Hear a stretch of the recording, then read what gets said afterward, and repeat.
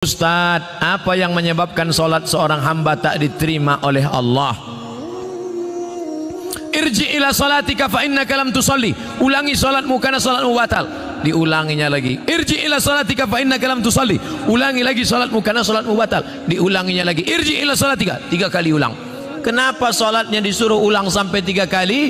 Karena tidak ada tuma'ninah. Idza aqamta, kalau tegak, hatta tatma'inna qa'iman, tegak.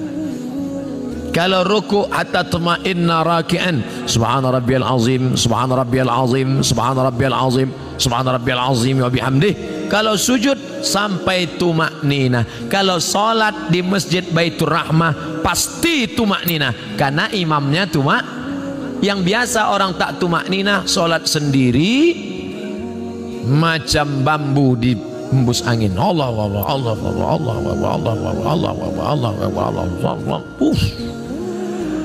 Selesai. Maka solat berjamaah.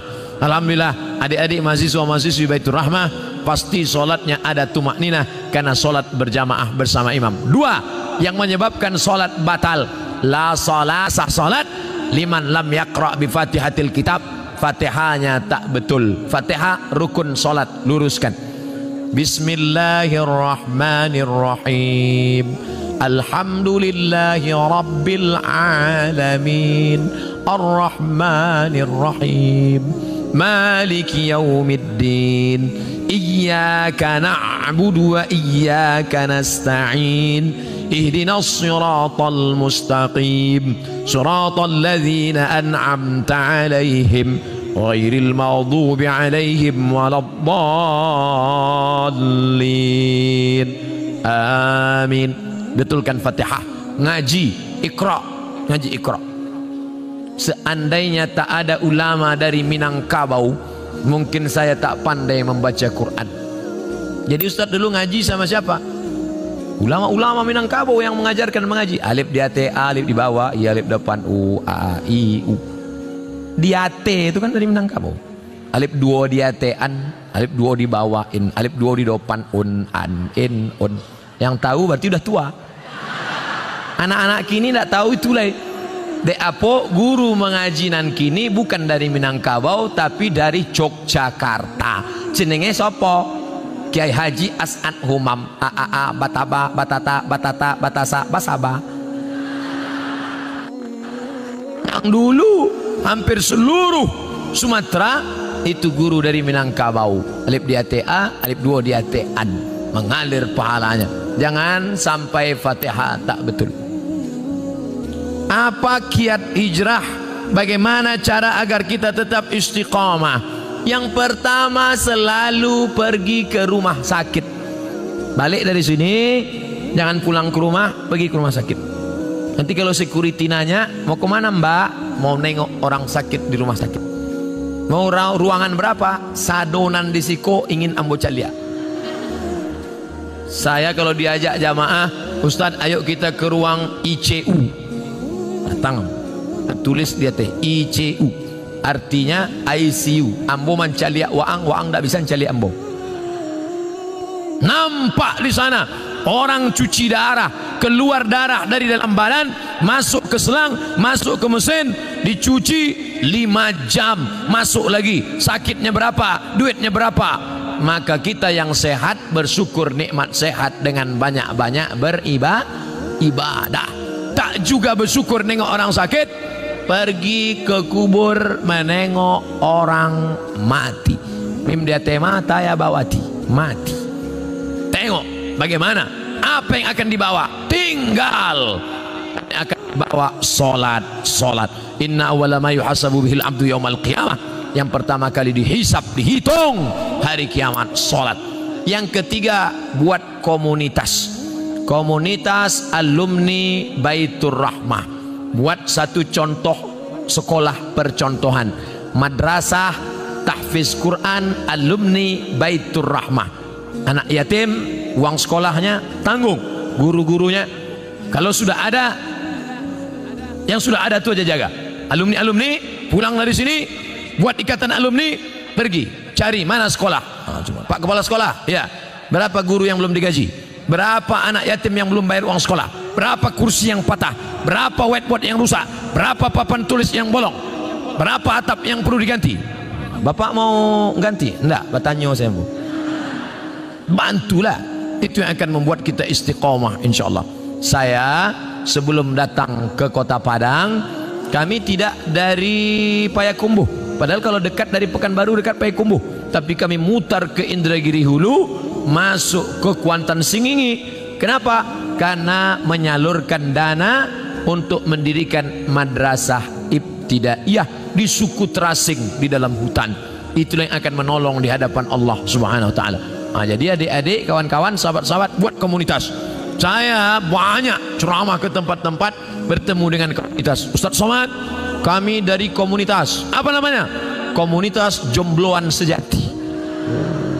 Ustaz, kami dari komunitas apa namanya? Komunitas Pensiunan Perusahaan Minyak. Ini apa? Komunitas Mantan Tatu-Tatu. Isinya orang nan batatu saja. Waduh, tatunya ular kobra. Setelah tua, ketek jadi cacing pita. Mantap. Ustaz, kami komunitas. Nama komunitasnya Komunitas Pejuang Subuh. Tertulis di bawah, Pejuang Subuh. Zuhur ndak tiba. Komunitas Pejuang Subuh. Zuhur kemana? Datang zuhur. Masjid lain Pak Ustaz. Bagaimana caranya supaya kita tidak tergolong ke istidraj? Kok istidraj itu ngeri? Istidraj iko bahasa singkatnya tasase di jalan nan luri. Banyak orang sesat di jalan berbelok, tapi ini ndak, sesat di jalan yang lurus. Nampaknya dia lurus, tapi sebenarnya sedang sesat. Na'udzubillah. Banyak hartanya, mewah hidupnya, tapi ternyata sedang dimainkan Allah Ta'ala dengan istidraj. Kita banyak salah sangka. Ustaz, saya dulu sebelum pengajian hidup saya enak Pak Ustaz, tapi setelah dengar pengajian Ustaz, begitu pulang helm basah, begitu pulang motor hilang, begitu pulang anak sakit. Sesungguhnya Allah sudah sayang kepada engkau, dihapusnya dosa-dosa. Amin. Yang paling mengerikan adalah sholat tak pernah, puasa tak pernah, sedekah tak pernah, tapi hidupnya lancar-lancar saja. Itu namanya istidraj. Tetangga saya Pak Ustaz tak pakai jilbab, sholat tak pernah, puasa tak pernah, hidupnya lancar, rumahnya besar, mobilnya besar, bininya besar. Itu namanya istidraj. Sanastajrijuhum min haitsu la ya'lamun. Kami mainkan mereka dengan istidraj. Kami mainkan mereka karena mereka mempermainkan Allah. Mereka sangka Allah lalai, mereka sangka Allah lupa. Tidak, Allah sedang memainkan engkau dengan istidraj. Jadi caranya biar sadar, introspeksi diri. Mengapa aku begini? Kalau terasa salah, istighfar, mohon ampun kepada Allah Subhanahu wa ta'ala. Semoga Allah mempertemukan kita semua di surga nanti bersama para nabi dan orang soleh. Amin. Sampai saya ke surga, saya tengok surga kosong, embus surang saya isi. Bertanya malaikat, mana jamaah Baitur Rahmah? Mereka VVIP. Rupanya ambo kelas ekonomi. Apa ndak VVIP? Solat tarawihnya 1 juz, solat berjamaahnya ndak tinggal, di dalam masjidnya khusyuk, saking kan khusyuknya sampai terlalu. Masjid lain orang kepanasan, jadi tenang, sejuk. Khotib berapi-api, dia berair-air. Mimbarnya tinggi, Masjid Baitur Rahmah Padang, naik ke atas. Hanya saja saya sarankan kalau sholat di Masjid Baitur Rahmah, tolong tatapan matanya supaya ke tempat sujud. Jangan mentengok ke atas, karena di sini kaligrafi banyak. Rancak mana kaligrafi? Khusyuk, jaga. Apa hukum seorang istri yang taat beribadah, rajin puasa, tapi bicara pada suaminya suaranya keras? Memang setelannya begitu. Emang kareh suaranya. Coba periksakan, mungkin jonya pakak.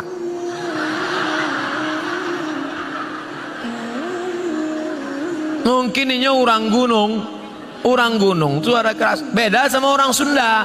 Kalau orang Sunda, Mas, hujan. Orang Sunda kalau ngasih tahu suaminya hujan, lah basah kain baru.